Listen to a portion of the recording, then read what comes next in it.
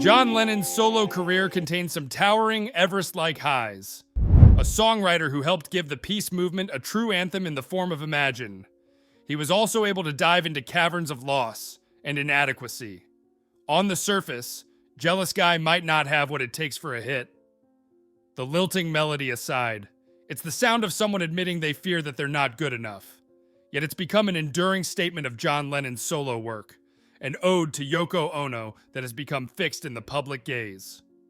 The song's roots owe a debt to a tumultuous time in the Beatles' lives. The Fab Four decamped to India in order to study with Maharishi Mahesh Yogi. Ringo was the first to leave, unhappy with the food and missing home, before being followed by a doubtful Paul McCartney. George Harrison, the prime mover behind the meditative trip, opted to stay, with John Lennon sticking it out beside his friend. Their time in the ashram allowed John to focus on his music, constructing a plethora of future classics destined for what would become the White Album. One sketch became known as Child of Nature.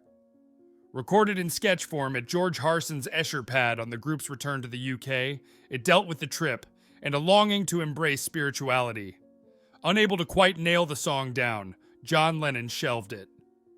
Years later, the melody re-emerged, coupled to lyrics about his relationship with Yoko Ono.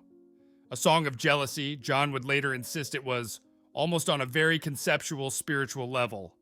Speaking to Rolling Stone, he said, "When you're in love with somebody, you tend to be jealous and want to own them and possess them 100%, which I do. Intellectually, I thought owning a person is rubbish, but I love Yoko. I want to possess her completely. I don't want to stifle her. You have so little as a child. I think once you find it, you want to hang on to it. You grab it so much, you tend to kill it." Lennon's sudden passing in 1980 would propel the song back into the charts.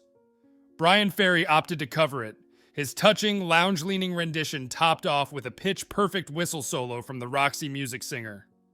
The original, though, and the long path behind it, remains definitive.